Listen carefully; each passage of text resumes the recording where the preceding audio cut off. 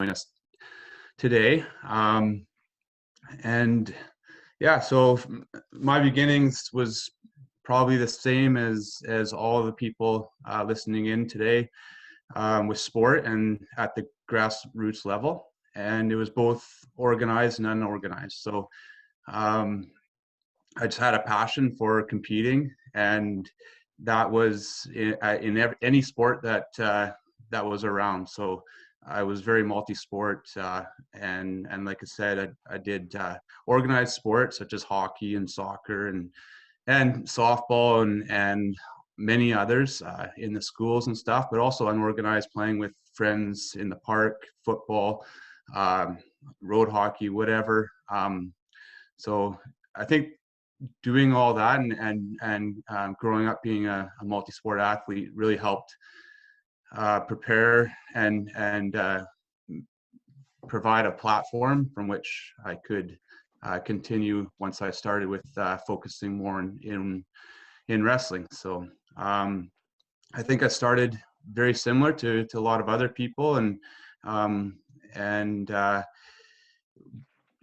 took every opportunity that I could to be involved and learn. Yeah, I always had goals of achieving my best no matter what it was. So it didn't have to be in wrestling. It was whatever I was involved with, I wanted to be the best at it. And that's how I conducted myself every time I went to practice, every time I competed. So yeah, I guess that's a little bit about my beginnings, just very, very broad based. And yeah. That's interesting that you say that you had to be the best, and that's something I want to delve into later with you, Geoff, and get some kind of a bit of a contemporary approach on that. But before we do that, why wrestling, Travis? Was it influences, or did you just take to it? Yeah, I had a few influences. Initially, watching the Olympics in '92, we had fellow Geoff Toohey get second, the silver medal in the Olympics for wrestling at heavyweight, and that kind of sparked my interest. We also hosted the BC Summer Games. I think it was that year or that summer in Port Alberni. We had wrestling here, had a strong contingent there. So those kind of sparked my interest a little bit. My brother started wrestling and joined him soon after. And I also had, as my principal, was the director of our wrestling club, Tom McAvey. He was a huge influence throughout my career, and he has a hockey background himself, as well as I did, but he knew that my frame and my just my size and everything would be more catered to wrestling, into wrestling, because I was about less than 100 pounds soaking wet and pretty small as a young kid. So he got me interested in wrestling and to continue with it.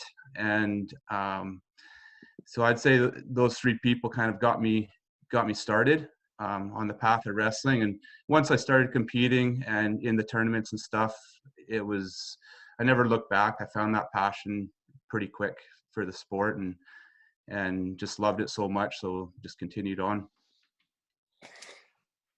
Right. So, and then was it a kind of, you're 2 feet in, you're going every day, or did you still continue them multi-sport values and unorganized environments as well? Yeah, absolutely. I started in grade 7, but I was still quite involved in other sports, and even more so in hockey than I was in wrestling to start with.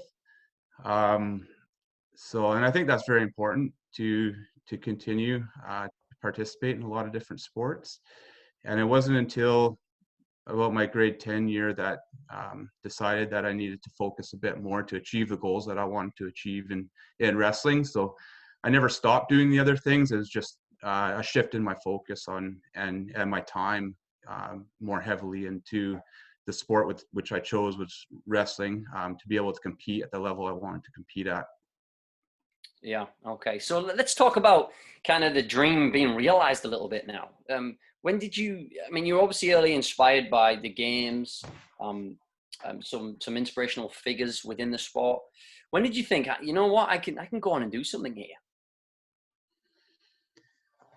Well, yeah, as I said before, like it didn't matter what sport I participated in, I wanted to be the best. So as a hockey player, I wanted to be in the Stanley Cup finals. As a wrestler, I wanted to be an Olympic champion. But it was always just I guess that it was a vision, but wasn't until probably my third year in college when I realized that was I could see the path. And as I got a bit closer and achieved my first national medal, silver medal at the senior level in my third year in college, and realized that I could compete with the best in Canada and have that opportunity to start competing internationally. So, I mean, I always had that dream and that vision, but it broke it down into chunks, and it wasn't until I was at that level at the nationals that I realized that that it could be for real, and it just mattered what kind of commitment we wanted to put into it. How did it affect your school life and your social life? Do you think it improved it, or do you think and do you think it made you better as a person, or do you think it was like really challenging and really tough? Yeah, with our Alberni Wrestling Club, we're very big on building the person, not just the athlete, and I think that's very important. So sport really does that for you. There's so many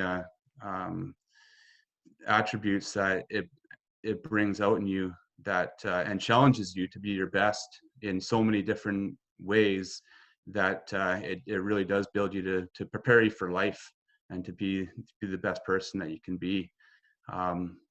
So I think sport doesn't matter what it is, if it's wrestling or whatever. Any one of people listening out there are passionate about. It's really a vehicle to help you achieve your best in life. Yeah, great. I mean, when you were as part of Alberni Wrestling Club, was there other responsibilities that went along with being a successful, once you started getting on the provincial and national scene? Was there any other additional responsibilities that you felt you carried for the club? Like in terms of being a role model? While I was in high school, I guess, while I was on the team, I guess is what you're asking. Yeah. Yeah. I think I always just led with my work ethic. So I guess I felt a little bit of responsibility to just give my best every day in practice, and really, I mean, it is an individual sport per se, but if you're not giving it your best at practice, you can really let down your team and your teammates, Yeah. especially the ones that are sparring with you and that, and it really rubs off on the others. If you're slacking, then other people, and they see you as, when I was a BC champ and they see this guy's, if I were to slack, then they might do that, right? So I really led just with my work ethic and felt that responsibility to lead that way, and just give it my best every single time out. So that's kind of what I did, and yeah, we competed for team trophies and that kind of thing. So I didn't want to let my team down. So I had to bring my best every time. Yeah, and that's a great message for anybody on this call and any young athletes out there that talent isn't everything, right? And hard work has to come with it. So you've reached you're really climbing through the ranks, and in terms of getting with the national team, was that how did that unfold? Was it a bit of a process, or was it a call, you're in the national team type of thing? How did that unfold? Well, I guess just you made a comment there about having to work to get to where you are, and it's just not all, doesn't come to you, right?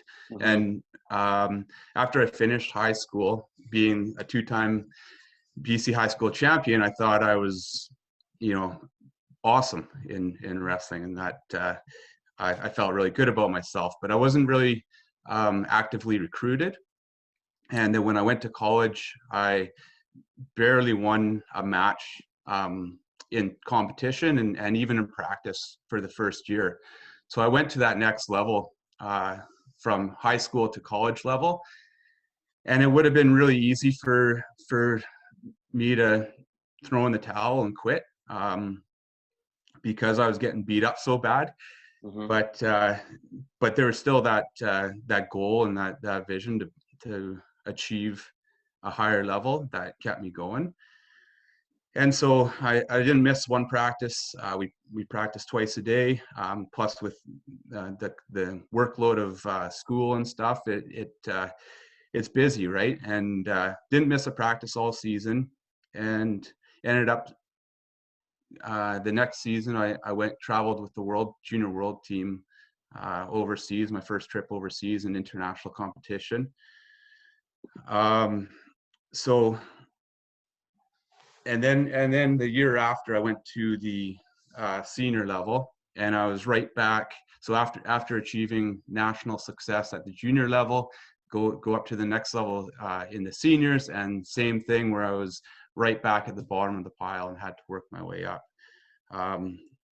So I guess my message there is it really matters what's inside of you, and not to let, the journey to whatever is your success there's going to be ebbs and flows and ups and downs and all that stuff, and not to let the times when it gets really tough to get you too far down and defeat you. You have to find ways to overcome that and to achieve success and stick with it. And if you do that and continue to give your best work ethic and you'll definitely find success and if you stick with it. So I don't know if that answers what you were trying to get at. So it's all good. I think you wanted me to talk about going to the senior level. Yeah. Yeah. So then I was finally after competing at the senior level for 3 years, I finally won the senior national championships, and I was on the team. And it is something that I had to work very hard for, and to create opportunities for myself prior to that to get to that level. Whether that was traveling for different training opportunities or seeking out different training partners, whatever I had to do to get the edge. Coming early and staying late for practice, all those kind of things. Yeah. And finally, my third year in seniors, I won the Canadian senior championships. So from there on out, I was on the national team and started traveling quite heavily and being on that program. It was pretty intense. I was competing against the best wrestlers in the world, and it's their full-time job. It's at that level. In Canada, wrestling is an amateur sport, but really the people you're competing against are professionals, and you have to conduct yourself like a professional and do the things, train like a professional, and so I really had to commit 100% into the program. Yeah, that's some great takeaways there. Sorry, Travis, I'll just take a break for a moment. Geoff, obviously you're experiencing a few folks who are unable to access. I've tried, the meeting isn't locked. So do you know if there's any other workaround?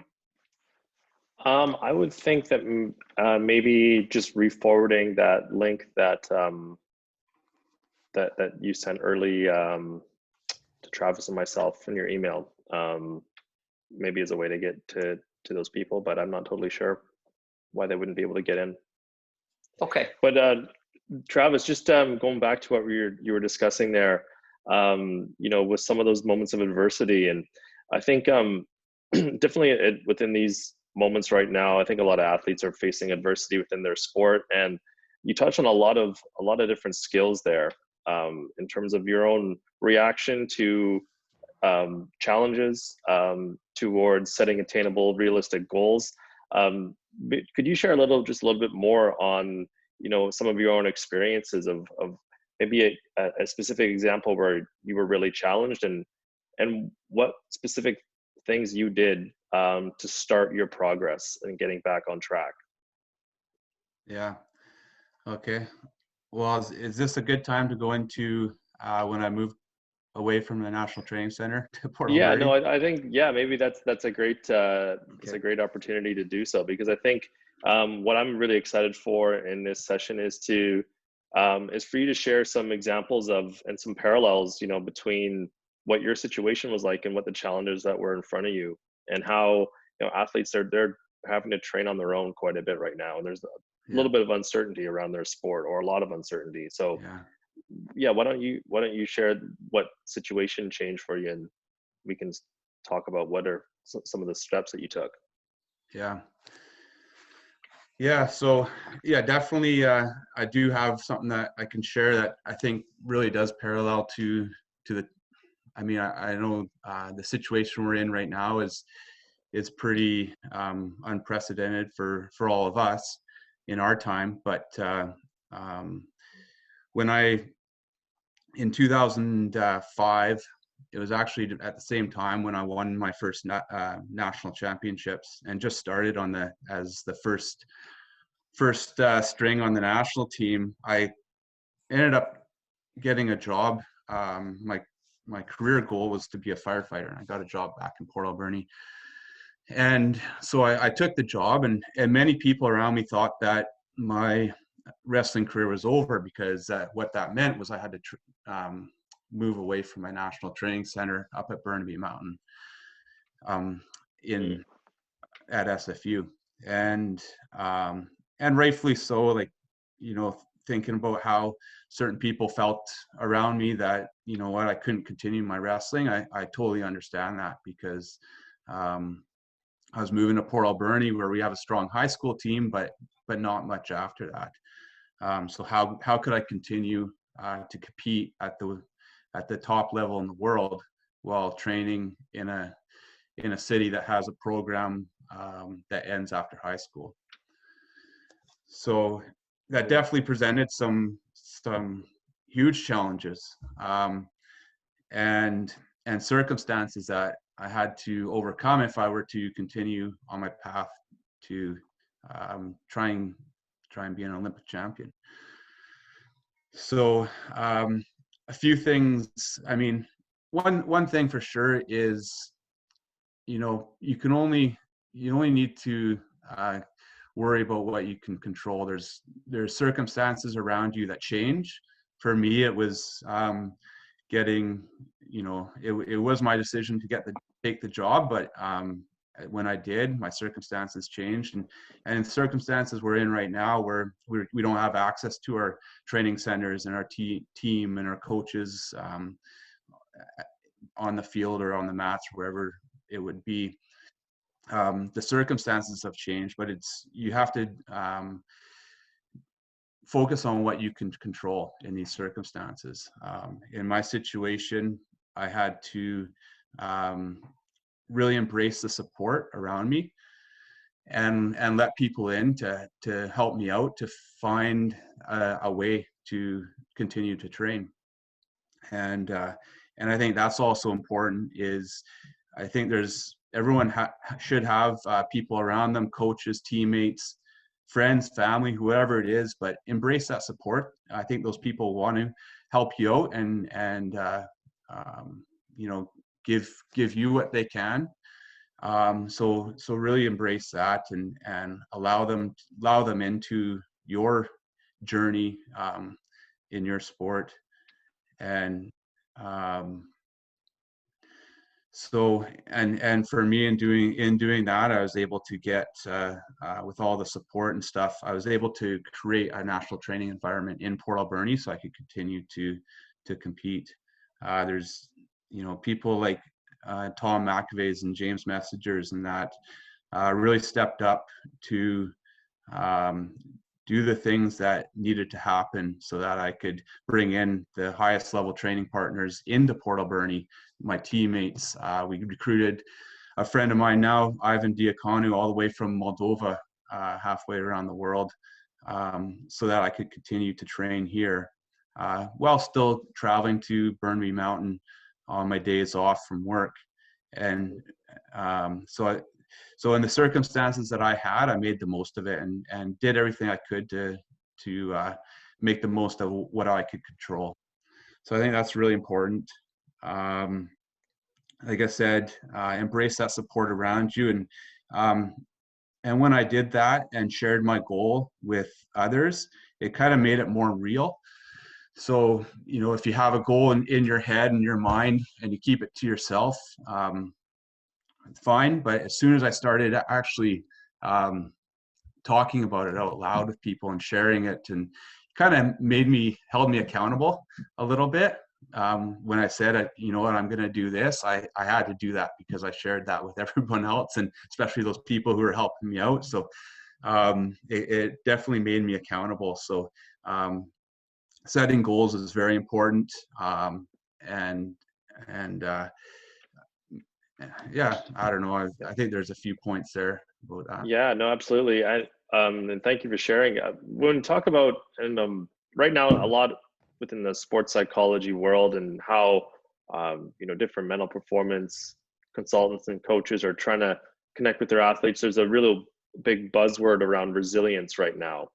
And kind of looking, at what factors go into resilience for an athlete to develop, their ability to respond to challenge. You really touched on a few big ones there. And one of the big ones is just having an environment around you, a really facilitative environment that really blends both, the support, but also the challenge. And the difficulty of that, of trying to recreate that in Port Alberni must have been, had its own obstacles in the way of having to, find a facility, find an opponent, that's at the proper level to keep you sharp. I think that could be super challenging. And, those pieces they're hard to come by. But they definitely, like you said, with, everyone around you in the community and really buying into what you want to do, was able to create that. For yourself, in terms of having, like a mindset around just approaching each day as it comes and really focusing on what you can control. What were some kind of strategies, or what were some things that you kind of relied on, or maybe what were another way to think about that, as you're training, is what sort of doubts came to mind? Because inevitably there would be doubts along the way, but it's about recognizing those doubts and then moving through them with some, manageable goals.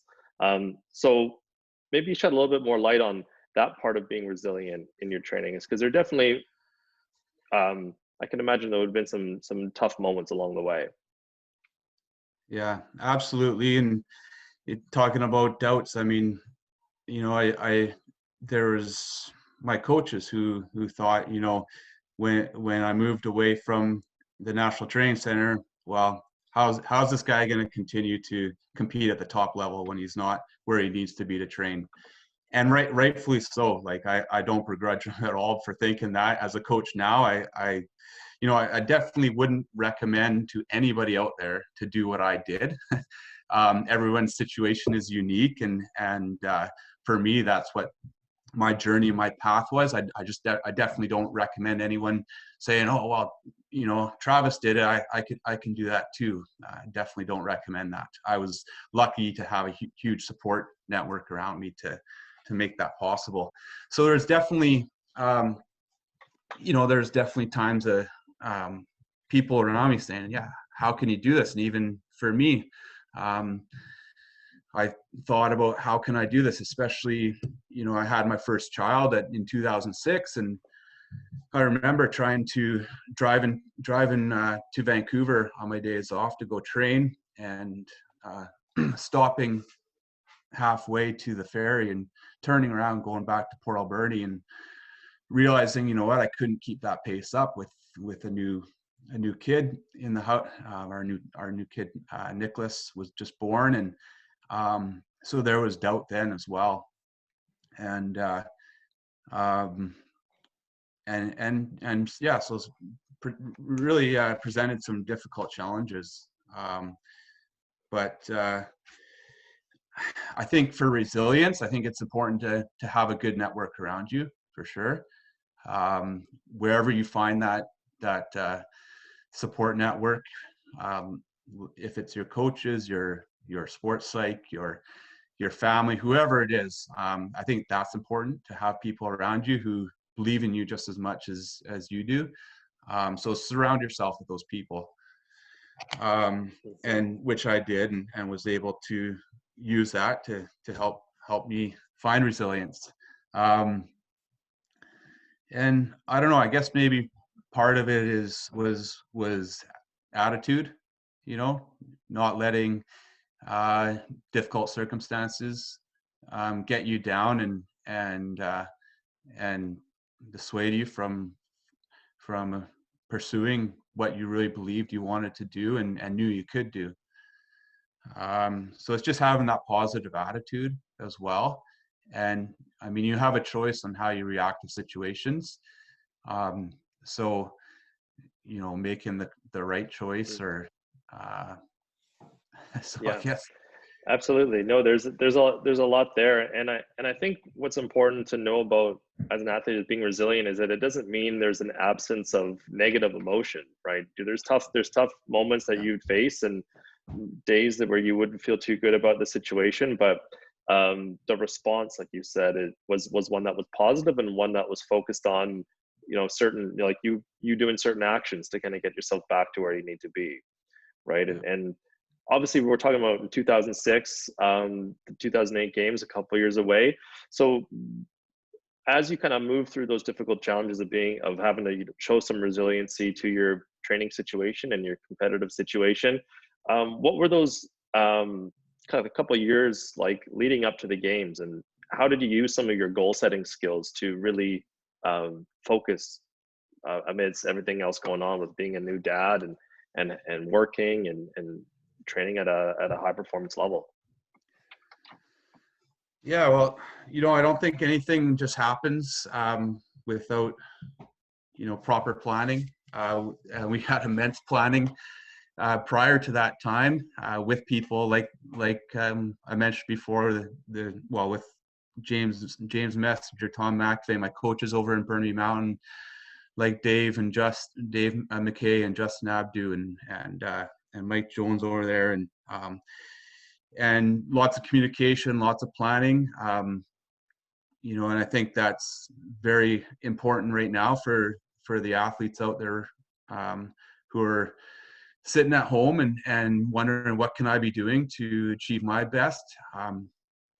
First, plan it out. Don't just leave it up to chance. Don't just wake up one morning and say, hey, I should go for a run today, or I should do this or that. It should be all planned, and it should be purposeful training.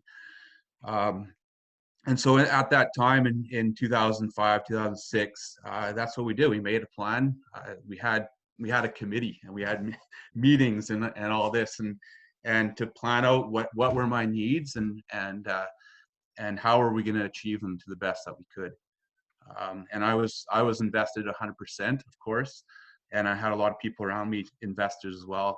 And so we made a plan, and it was to the point where I knew what I had to do every second of every day, whether I was on the mats training, doing conditioning, or if it was active rest, or if it was time when I needed to be with my family, or sleeping, or eating, or whatever it was. I knew what I had to do every single minute of every day, and I planned for it, and it was all done on purpose, right? To achieve that next goal, to get to that next level, to continue to build and grow. So I think that's really important for the people listening in today, is to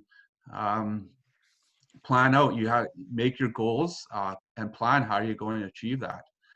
and don't just wake up and do whatever feels right. It's something that you've already written down and is part of that plan to take you to that next level or towards your goal. Yeah, no, that's excellent stuff. And I think what's easiest to do is to talk about it, but the hardest thing to do is to follow through with the actual actions of what you set out. But once you write things down, and like you said, you mentioned verbalizing things to other people, and I think that's so important in your own response, and then also, like you said, you kind of create a culture of accountability, and because you're so invested in what you're doing, you don't want to let people down. And so there's also that human element to everything that's going on here as well. So, as let's move forward to the point where you're preparing for the Olympics and you're starting to get to get really excited for the Olympic Games. And so what does that preparation look like in that sense? And what are some things that you're starting to now have to face as you get ready for the Olympic Games? Or maybe even back up and talk about the qualifying for it. I don't know if we've specifically touched on that just yet. Yeah.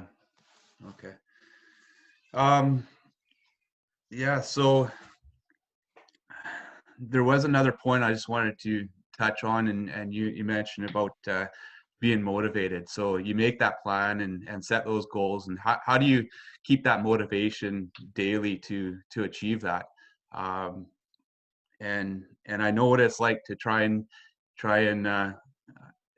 do things at home and make the best out of the circumstances that you have, because that's what I was doing. Training sometimes just in my backyard, because I had to do the best with what I had. And so how do you keep that motivation to keep going? So I think that's it can be really challenging. It's important to always to realize that there are going to be some tough days. But one thing, that everyone is in the same circumstances that you're in right now. So everyone around the world really doesn't have access to their regular routine that they've been used to. So I think this is really an opportunity for people to, I know I'm not answering the question, but I'll get there. This is really an opportunity for people to do things that their competitors might not be. Instead of, worrying about not having your normal routine, well, you need to embrace what you do have and make the most of the situation. Realize everyone else is in the same situation, but what are you going to do to get that advantage over your competitors? And so I think that's important, just realizing everyone's in the same situation, but what can you do to get that competitive advantage? And everyone's situation is unique, where you are and what you have access to. So it's not going to be a one size fits all plan. It's something like I mentioned before, that you're going to have to sit down and talk with your coaches and the people around you to plan out what is going to work for you. Just getting back up to the qualification for the Olympics. So it's a two-step process. You have to be the top Canadian, and then you have to be the top 20 in the world.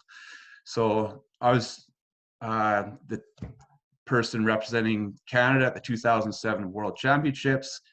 I achieved 8th place. So that qualified me qualified the weight for Canada to have someone wrestle at 84 kilos at the Olympics. So that happened in September 2007. And then in December of 2007, I wrestled the Canadian trials to earn that spot as the Canadian to compete at that weight class that I had qualified for Canada. So it was a best 2 out of 3. I wrestled a teammate of mine, actually, Rouzbeh Ben Hashemi, who was someone who I competed against all through, starting from high school, all through college. A fierce competitor, and teammate. He was also a good friend, but it was really difficult to compete against him because we knew each other so well. But yeah, I was fortunate. I won the best 2 out of 3. I think I won the first 2 matches, and so fully qualified to represent Canada in 08. So from there on out, it was quite an amazing journey. I was working as a firefighter, but I realized to give it my best shot to try and achieve an Olympic gold, I had to do exactly and what my competitors were doing, and more. So I was able to get, I had a ton of support in the community. I stopped working 6 months before the Olympics, and just focused 100% on preparing for the Olympics. And the support I got in the community was from coworkers, from the city, from students at the schools, from just all different organizations and businesses and all over the place. It was quite amazing. And we had a rally here with our Olympic team, the ones from BC anyways, and they came to Port Alberni, and they couldn't believe the support that had grown here, and that was behind me to go to the Olympics. It's something that I'll never forget, because I don't think a lot of Olympians get that kind of support, especially the ones that might live in bigger centers like in Vancouver and stuff. So that was pretty amazing time, and definitely embraced that support. And that was carried over right to the the Olympics. We had 65 people from Port Alberni. Our wrestling club organized the trip to go over to Beijing and cheer me on in the stands. And I think people are looking at a picture right now you can see my family and friends in the background there cheering me on. And that was pretty special. And I think that's really something that I'll never forget. I didn't win the Olympic gold, but that memory of those 6 months from the trials to the Olympics is something I'll never forget. Yeah, it's just an incredible story, and one where the whole community is so invested, and so the celebration and the overall support be hard to put into words. And you touched on motivation there, and I wanted to kind of discuss a few things there. Is that the motivation? I think one of the hardest things about it as an athlete is that you don't always get that instant gratification of what you're doing is right. You can go through weeks and months and major cycles of training, and you don't always as an athlete get that reward that essentially almost validates why you do what you do. And so the discipline that you would have to show to get to that top space and spot in Canada would have been very difficult thing to do, and then also to reset. All right, to achieve that goal, but then also to go into that phase in the start of 2008 and totally reset, knowing that you've just accomplished a lot of amazing lifetime accomplishment to qualify for the Olympic Games, but then to again go one step further and really double down on everything you're doing to give your time at the Olympics, the most that you could. So I just wanted to highlight that for any of the athletes listening, is that sport is definitely one of those things where you don't get that instant gratification, like a lot of things you can have in life. With access to technology and social media, you really have to love the grind. And there is always that possibility that it doesn't pay off in the way that you want it to.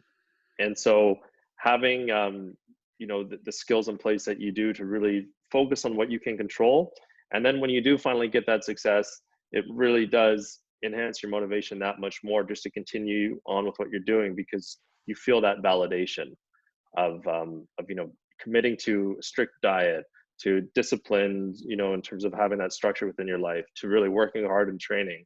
We spoke a lot of things that go into your motivation for that, but I just wanted to bring that to point, and that maybe you can share some of your experiences on what it was like to get to this moment that you see on this picture here, and what that validation was like, and what that taught you moving forward. Yeah, you said a word there, the grind. It's definitely a grind, and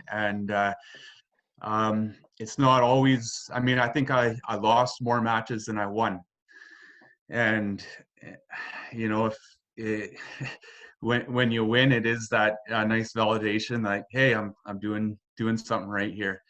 But when you lose, you're sometimes, what the heck's going on? Um, I went from being second at the national championships in what year was that? 01. To the next 2 years, I was fifth and sixth, and I moved up a weight, but it was really tough because I was like, what's going on? Like, I was right there, right at my goal to be on the national number one on the national team. And then I had 2 years there where I was kind of struggling a little bit with performance results.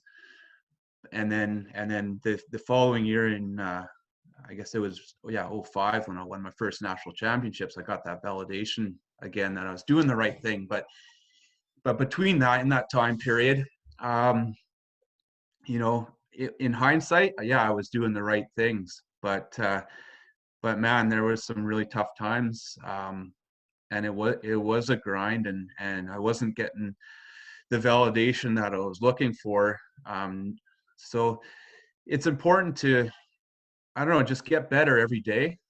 Do what you can. When you make your plan, it's just, do what you can to be better the next day, and just continue. It's just a continuous improvement each and every day, month by month, year by year. And if you can judge yourself based on your own performance, look at yourself where you were a year previous and where you are now. I think that gives you validation. Some people might have had more growth than you did, but maybe their circumstances are a bit different, and maybe that will stop, and you just keep going, and don't let that stop you from continuing to get better each and every day. Absolutely. No, and you bring some great points there. And I think as an athlete, you're always kind of balancing, how you do things versus what the result is going to be. And obviously around a competitive sport like this, the result is important. You're trying to get to the very top. And so you're having to balance how you do things and have that work for you to get the results that you want. So it's kind of a paradox in sport a little bit, because every athlete's so results driven, but really the how you do things and the little details of that you don't get instant gratification are that kind of secret ingredient for progressing up the ranks within your sport. And as we kind of get to the point in time where you're about to compete at the Olympics, maybe just share a little bit about what that experience was like for you in terms of some of the things that were kind of related to the experience, like what you see in this picture here, and then maybe some of the things that are related to the actual competition. Yeah. It was just pretty amazing. I mean, I was lucky to go to Beijing a year before that to kind of scope out the venue and the city and all that, do the Great Wall and all that kind of stuff. So when I went there for the Olympics, I didn't have to do all that tourist stuff. It was 100% focused on Olympics and why I was there. So the competition could have been anywhere in the world. It didn't matter. It was 100% focus on my training, preparation, and then competing. But there is a lot of great things that go on. As you can see, that was actually the closing ceremonies, but that's a stadium with 90,000 people, and being a part of that was something I'll never forget. Going in that stadium for the opening ceremonies, Team Canada, we were like 363 strong or something like that.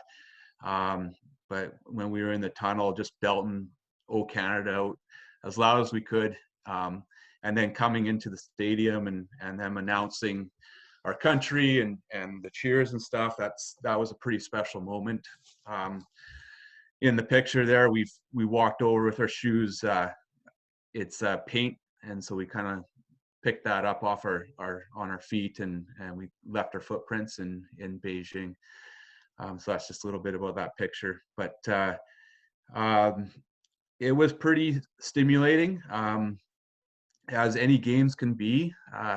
If it's BC Games, Canada Games, Pan Am Games, whatever, there's a lot going on, a lot of sports, a lot of athletes, opening ceremonies, closing ceremonies. So it really challenges you to maintain your focus, to be your best. Our team had a place outside the village that we trained at. It was a Canadian school there that we had went to the year previous that I talked about. And we had a wrestling mat there, a sauna, a pool, a weight gym, everything we needed. Great accommodations. And it got us away from all the distractions and stuff going on, because staying in the village, you get overstimulated and it wears you out. So it was actually, after the opening ceremonies, I did go to a few competitions, but other than that, it was actually pretty boring, to be honest. But boring was better, because that meant that I was focusing on what I needed to do to compete. So I was there for one reason, and that was to win. And it wasn't to be a tourist and all that other stuff. So yeah, it was just, we had, as we were in the taper phase. So just doing all the right things, staying healthy, diet, sleep, every little nuance. We had a great team there taking care of everything. And then it came my day to compete, and that was at the very end of the Olympics. So they ended on the 22nd of August. I competed on the 21st. So that was pretty amazing. As I mentioned, I had about 65 people from my hometown in the stands there cheering me on. And so I wrestled a fella from Turkey, Serhat Balci, who's a world champ, a good wrestler. We had an awesome match. Felt really good, but he was the better than of the two. We tied each round 1-1, and it was best 2 out of 3 rounds. And at that time, the tiebreaker was if you were tied, as we were 1-1, was who scored second. And because he scored his point after I scored mine in each round, he ended up winning. So it was very close. I felt like I had a great match and all that, but that's what it is at that level. It's such small differences that really make the difference. So yeah, he ended up winning, unfortunately, but and that was kind of it for me. But something I'll never forget. That whole journey, 6 months out, and then going to the Olympics, having all the friends and family there, and just getting the opportunity to do what I had always dreamed of, and definitely wouldn't change it for anything. It was a pretty phenomenal experience. Yeah, it sounds incredible, and thank you for sharing some more details on your story. It is pretty remarkable to just all the practices, all the trips over to Burnaby, every little thing, to have everyone there, cheering with you and for you in Beijing would have been obviously something that you'll never forget for the rest of your life. I wanted to touch on another thing that is kind of maybe a little bit implied in all this, was the idea of the transition that naturally happens in sport. And I have to think, when you took your job as a firefighter, obviously you took that job with in the back of your mind, seeing that there would be something beyond wrestling for you. Once you were finished competing at that level, you had to turn your focus to something else. And you were able to extend your career, arguably, moving to Port Alberni and having the best of both, where you could work but also still compete and represent Canada at the highest level in your sport. But maybe just talk a little bit about what transition was like for you, because I think that's something that's not really discussed in sport a lot, and it can happen, you know, when you're older in your sport. It can happen when you're younger in your sport, and it's something that can be difficult for athletes to process. So, what were some things that allowed you to transition out of your sport? Yeah, absolutely. Well, having a career and having a wife and family, my son, or two boys at the time then, that really helped with the transition. So I had other things in my life that were great things that I was able to transition to. But even having all that, I'm not going to lie, it was difficult because I was still healthy. My body could still compete, but my life started taking me in another direction that I chose. I chose to take my job and to start a family and stuff. But as I mentioned before, when I was wrestling, I knew what to do every second of every day. Whereas when I stopped wrestling, I had to redefine myself. And it was really tough. I had those other things in my life, but I had to accept that, you know, that page of my life was done, and I had to make new goals and have a new vision and invest in other areas. And it actually took a number of years to figure all that out, even having all the great things that I mentioned. So it was difficult because as a competitor, and when you're able to compete, you're always looking to the next competition, and it's exciting, and you're like, oh, get to go do this, get to go do that. And when that stops, it's like, oh man, I remember just thinking about, oh, right now I would have been here, I would have been there, Yeah. in the year or whatever. But you really just need to find those things in your life, other things that you're passionate about. It's important to have balance in your life.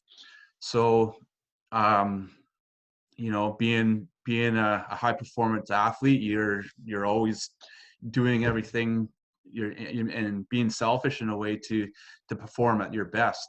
But it is important to have that balance and appreciate those other things in your life, like family and other things. So so I don't know, it's that transition, if you can plan for it a little bit more and bring in those things. I mean, we talked about earlier how sport is about preparing you as a person, not just the athlete. And it really does. And it really, for me, it really allowed me to transition into these other things and find success and excel. And there was opportunities, and I created opportunities for myself because of the skills that I acquired through sport. And so after sport, I mean, there's so many great things out there that sport will prepare you for. And and you, you'll you'll be able to find things that. If anybody one, I can unmute you guys, or you can message me in the inbox if you'd like to ask some questions for Geoff or Travis. Hopefully we'll get some come through. If you do need to unmute, I just unmuted everybody, but there's also a mute button at the.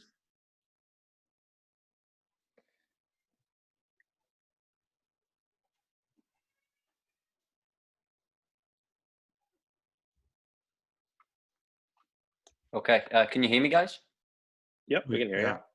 Okay, all right, that's better. So Travis, just while we're waiting on hopefully some questions here, you're coaching, you're active in the coaching community, correct, Travis? Yeah, absolutely. I mean, I guess I should have touched on that, and transitioning out of being a competitor, now coaching quite well every single day. I'm pretty sure a few times on some days as well. Heavily involved in wrestling, of course, but also soccer, Yeah. which my kids are involved in, and I love it. And it's important to give back. I mean, I obviously acquired some skills, abilities, whatever, to give back in that way, and help inspire other kids to achieve their best. And it doesn't have to be an Olympic gold medal. It could be whatever it is to achieve their best in life. And it doesn't even have to be sport related. So I think I found a lot of fun coaching, and it's a whole new world. I mean, there's so much out there to learn, and I definitely appreciate more now as a coach what the people around me did for me when I was an athlete. Just understanding the what goes into preparing and doing the things to deliver a good program for your athletes. It's coaches are I really appreciate what my coaches did for me more now than I did when I was competing, just understanding all of that. So yeah, thanks. Darren's commented, I like when you spoke of the grind. Young athletes that watch the Olympics just see the athletes on the podium. Yeah, it's true. And do not realize the hours put into training. It's a great comment. Thanks, Darren. How do you get this across to athletes that you're coaching now, Travis? Especially kids of a young stage in their development. How do you say, look, you got to really work at this? Yeah, it's definitely a tough one. I always love those athletes who are self-motivated and are resilient and have that attitude of they just never quit, right? But that's not everyone, I guess. And I don't know, I guess if when you have a big vision or a dream or whatever, you really have to chunk it down into manageable parts and just set attainable goals, and focus on that, and focus on more short term, the things that you need to do to achieve a bigger vision or a bigger goal. So I think if you can do that, and then you'll find success, and you'll get that motivation, and that reassurance that you are on the right path. So if you can chunk it down into manageable sizes, your short-term goals and stuff, make them realistic and attainable, and but also don't sell yourself short, make them challenging. So I think doing that might help with that. So well, I really love the comment as well about having that committee, and people might think that just happens at the highest level, but it can happen at a local macro level, and more so than now. Geoff, is there any other tools, and what do you think of that, having a committee to make yourself accountable now? And that could involve parents, coaches, friends, any other tools that athletes can use for that accountability piece? Yeah, no, it's a big piece. I think it's super important to verbalize things if you're an athlete. It's when you're talking about it in such a way as this, you have to have people that you trust. And so what does that mean? It means that there's going to be a bit of vulnerability involved, that you're going to have goals that mean a lot to you. You're going to share them with people that you love and you care about, and then it's going to be kind of a working relationship where you're going to be doing the work, but if you're not, then there's going to be people there that will tell you, hey, like, you said you wanted to do this, but I've only heard you talk about it. I haven't seen you actually do anything that's going to actually put you on the path towards achieving these goals. And so as an athlete, it's a very important part of, like Travis said, setting goals that are realistic and not so much focused on the top of the mountain. All right, the top of the mountain is hard to get to, and there are chances you may not get there. So what can you do that is going to allow you to show you, at the end of this week, you've made this much progress. At the end of this month, you've made this much progress. So those take time, and you don't have the answers right away. So you have to talk about it, and share your ideas with people and start bouncing ideas off each other in order to get a plan in place. Thanks, Geoff. Great comments. I love the vulnerability factor. Letting them walls down, even if it's just for that moment, to let people in and help you on this pathway. And also, I think it's a great time right now to get some objective data. There's apps that can make you accountable. Like Travis said, can you get better every day? Well, you can track that. So I think using some of them kind of technological tools as well would help. I've got a great comment from Ashley. Don't forget about fun. And and I guess that's what drags us all in, right? The participation element. So Travis, I mean, you look back on, and I'm sure them losses were tough, but did the fun element, was it in the games, in the training, in the matches, in the training, or was the fun more so the camaraderie with the team, or was it everything? Yeah, I mean, I found a passion for sport and just loved it so much that, I mean, it was even the tough times were, I look back and I thrived off that, right? Like I didn't mind being down in the trenches and trying to dig my way out, right? Or climb my way out, I guess. It is all of that. It's the experiences you have with your, my teammates and the people I met that are lifetime friends of mine.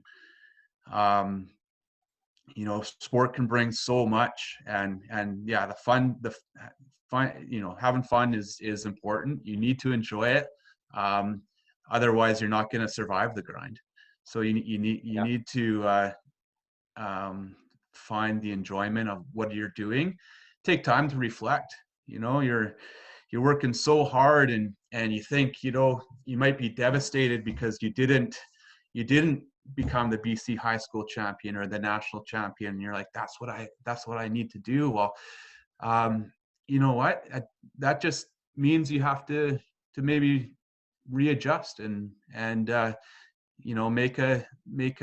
readjust your goals and not that, I mean, things change and it doesn't all work out the way you plan it. So you have to be able and willing to adapt and to just put things in perspective. And I don't know, just I guess I kind of lost what I'm trying to say. I mean, you just enjoy the process. Yeah. Reflect on the process. Like you're working so hard, but it's important to sit back and be like, wow, like that, season was awesome. Like, look at all these great things. I got to travel. I met these people. This is how far I've come as a person. And I think you'll find enjoyment when you can do that.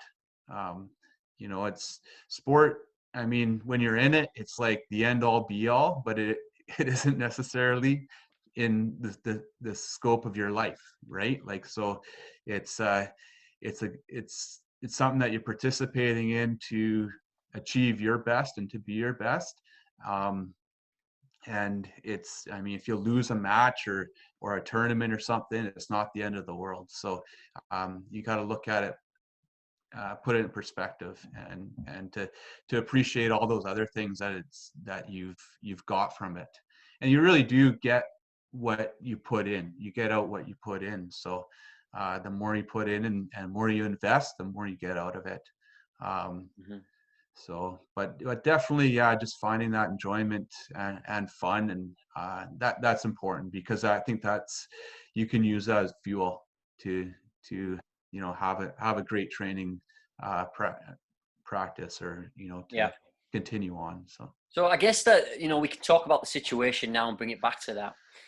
You know, you can only wrestle your family members so many times. I can only kick a soccer ball against the wall so many times. So maybe Geoff, I'll ask you, you know, how can we find the fun in the sports that we're not getting access to now? I mean, Travis made a great point about enjoying the process. But how can we take care of ourselves mentally and socially in our sport, but within our home setting? Yeah, no, that's a great point. And Travis, we'll get to in a sec. I wanted to ask you a question about the current situation, but I think as of right now, for athletes that don't have obviously the normal access to being with your team and having a competition, it's very common to not have a lot of motivation right now, and it's important to know that that's okay. You're not weird. You're not. There's nothing wrong with you. It's important to know that all these feelings of feeling like you've lost a little bit of fire because everything around you is just kind of stopped. It's important to know that that is part of this process, and so it's about just making sure that you do things that that provide a little bit of structure, not so much structure that you're going to drive yourself crazy, but in terms of things that can improve your mood, it's important to get good sleep and to have still good sleep routines that you normally would. Obviously, you can be a little bit more lax on some days of the week, I'm sure, if you're not competing early in the morning the next day, but making sure that you're eating good food and you're getting good sleep. And I think that goes a long way for your mood. Because if you don't do those things, you're going to start to think about, oh, well, today was, a provincial championship and I'm not playing, but because I haven't really taken care of myself to the best that I could, I can't guarantee that you're going to feel too great about yourself in that situation. So it sounds very simple, but it's hard to do. It's hard to stay on track with your sleep. It's hard to stay on track with your diet when there's not always a lot of external motivation to do so. And Travis, what I wanted to ask you is, if you were an athlete training right now in this pandemic, what would be some things that you would do as an athlete to keep yourself busy? Yeah, I mean, everyone's situation is going to be a little bit different, but I'm going to look at it like it's an opportunity. I'm not competing, but neither is anyone else, So what can I do that I know my competitors aren't doing? What can I do to make myself better? And, maybe someone has a chronic injury that they've been trying to get over, and this is an opportunity to really address that. Call your physiotherapist or whoever's been treating you, make a plan and deal with that. Or, maybe I think back when I was wrestling and trying to put on 4 kilos because I was lighter and weaker than my opponents, but I couldn't do that because I was burning 5,000 calories a day and it was really tough. And this would have been the opportunity to do that. So, I mean, you might need to be creative. One thing, and it's good that we have you on here, Geoff, is that I think that's the mental side of sport and preparing mentally is something that's not, we don't put the hours into it that we should. When you're competing at the Olympics or at that level, what sets you apart is your mental, your capabilities, right? So everyone's strong, everyone's technical, but what sets you apart, who's able to stay focused with all that pressure on you to perform. And so it's really important to focus on the mental part of things. So take this opportunity to do mental imagery and to hone that skill, and reach out to. PacificSport has resources for that and for other things like physio. For call your coaches, make a plan, and do that kind of stuff. And I think that's what I would be doing is to improve in those areas that maybe when in normal circumstances I wouldn't be focusing as much time into. Like the mental side is huge. Keeping a journal and a diary, like how you're feeling that day, what you did. So I think that's very helpful as well. So yeah, just doing those things that maybe under normal circumstances you've kind of neglected because you're so busy with just the training and the school and all that. Well, now you have a bit of time to really focus on those other areas. No, thank you, Travis. That's some great feedback, and I think the parts that you mentioned around finding opportunities for parts of your sport, like recovery, nutrition. It's an opportunity if you're an athlete that travels a lot. Learn some simple meals that you can make and take on the road, and learn what you like, learn what you don't like.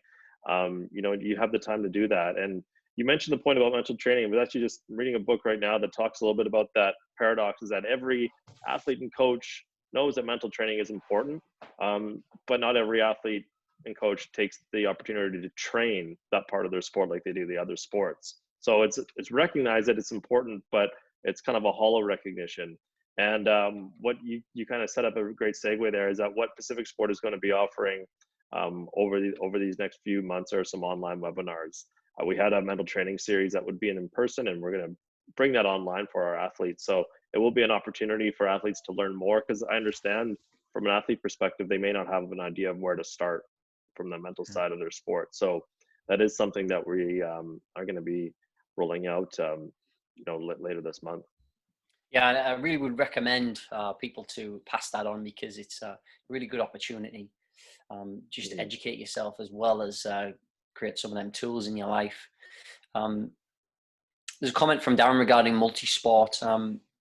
Thanks for that, Darren. Just about, some players may only do soccer, for instance. He's a soccer coach, and Darren's read that people can get burnt out if they only do one sport right through their athletic career up to college. And I don't want to get involved into the quagmire of multi-sport versus specific. I think we're all generally advocates of multi-sport environments. Maybe we can get into that on another podcast. But from an anecdotal perspective, Travis, was there times where you thought, or maybe reflecting, thinking, I'm probably glad I had that cardio, or I'm glad I had that injury prevention that maybe come from multi-sport? Could you speak to that? Yeah, absolutely. As I mentioned, I think being multi-sport really provided that platform from which to grow on with wrestling. And I think now as a coach, I see that even more, and seeing my kids grow up, I could see how translatable their skills from, say, gymnastics are to, well, pretty well everything, all the balance, coordination, all that kind of stuff. Yeah. Or, like how riding a bike is to other things, or like there's so much that like baseball for the hand-eye coordination and developing that part of your abilities and stuff. And so I see it now more with my kids specifically, and just being a coach. And I think that's very I think there's huge value in it. I'm not a scientist, or haven't done any studies or anything, but yeah, from experience, I could tell you that it was very helpful for myself, and I can see it being helpful for my kids as well, both for their athletic ability, but just for their enjoyment. I do see them sometimes burn out a little bit, where it's like, hey, come on, buddy, we got to get going. And and then when you change seasons or change sports, well, then it just gives them something else to focus on while they're still building their abilities. But when they come back with like fire in their belly, right? Because they just needed a little bit of a break. So I think having that balance too is important, and the off season, and always staying active, always doing something, even unstructured play is important too. I think we lose that a little bit, because it seems like everyone, like, you need to be involved in this program and that program and da da da da.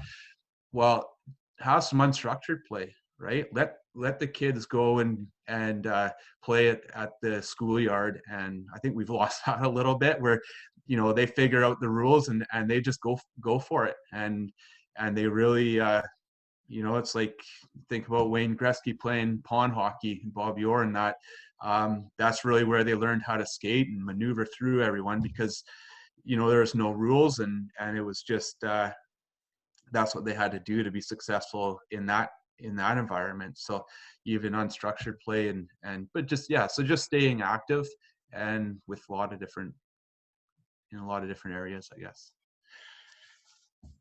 Okay, so we spoke about being accountable, getting motivated, and finding what your motivation is, and how to get out of your comfort zone on a daily basis to get better. Geoff, anything else you can add to people that are maybe finding that motivation challenging right now, and all of a sudden their goals have been removed? Anything we can kind of tie this all together and wrap it up? Yeah, I mean, I think the motivation, it's important to know that it will take a hit. And partly because, when an athlete's motivated and circumstances are normal, there are certain, pieces of the puzzle that fit together to make you motivated. You feel like you have a sense of control over what you're doing. And that's probably been taken away a little bit right now, because you can't go to practice and you can't travel and you can't see other people. You're not going to be as connected as you probably are to your teammates normally. And so, having awareness of that, those are two big pieces that are probably being hindered for a lot of athletes right now. So the first part is just to recognize that. And then the second part is to talk about, okay, well, what now is in my control? And the motivation is going to look different, and every athlete is going to be so hungry to get back to their sport and to get back on the field or the racetrack or the pool or wherever they play. But it's like Travis mentioned too, start to plan, start to prepare, and start to make a list of things you want to do. And it sounds really simple, but write things down. Write 3 things you want to do today. Write 5 things you want to do this week. And be satisfied when you cross them off the list, and know that, that's how you're managing the situation. The situation is not normal, but what we're doing is we're managing these tough times. And so when we are ready to play, which will be in a whole other process that will take patience, it's important to know that the athlete had used some certain skills that they can now take and apply when things are rolling normally in these future months, we hope. Thanks, Geoff. We've got some more comments just from Ashley, regarding the multi-sport. Again, it helps injury prevention. I know Ashley is an athletic therapist, and Travis's sister, also a high-level wrestler. So thanks for joining us and giving us your input. And it helps, a great point, helps with the transition out of the sport. If you've only committed to one, and you have that tag of I am a wrestler, I am a soccer player, it really will help with the transition out of that. And there's the term sport for life, which I think we all want our loved ones and our family members to be active for life. And I think that's probably a good way to tie this up. And we really hope everybody is kind of doing their best through this. And there is, you can reach out to Pacific Sport if you do need any of these tools, or we can help you in any of this direction in the sport landscape. I think it's important that you do spend this time as well with your family members. I mean, we don't get this time normally when we're all running around, going from field to practice and to gym to the office. So I think a message from Geoff as well is try and find a little bit of balance if you can. Anything to add, Travis, before we wrap this up? Well, I mean, just to everyone listening, I mean, you're doing good things right now. You're being a sponge, trying to take in what you can to be better, and it's just keep doing that, and definitely the people that are listening in, you are the ones who are motivated, and I'm sure you're going to continue to work towards your goals, and just, I guess we've talked about it a lot, but use those people around you for support and to help you out, and just good luck to everyone, and that's about it. So, well, thank you, Travis, for taking your time. It's great to see you. Always good to chat. mm-hmm. And just some great messages, so really appreciate it. Yeah, thank you, Travis. Yeah, thanks, thank Geoff. you guys. Yeah, Geoff, you're the man, our mental performance guy. What would we do without you, Geoff? I don't know. Yeah. Okay, so just to tie this up again, we have another one next week with Antoinette Bush. She is a physiotherapist. I'm really keen to get the word out and get some advice around training safe, making sure you optimize your training at home as well. I think that's going to be an even better one. In terms of the scientific evidence, she's going to be the brains behind all the training. We're going to try and get better at this as we had a little bit of technical issues. Probably my fault. I'm a little bit of a rookie when it comes to all this, but bear with us. And if you have any feedback, we're more than welcome to take it and put it in. And if you've got people who you might think are a good presenter, please let us know and make that connection. And our aim is just to get education out there and just try and just spread a little bit of positivity through this. So thank you once again. This video will be sent out and we'll also post it on our social media streams too. Thank you, everyone. Have a great weekend. Thank you, everyone. And I will see you next time.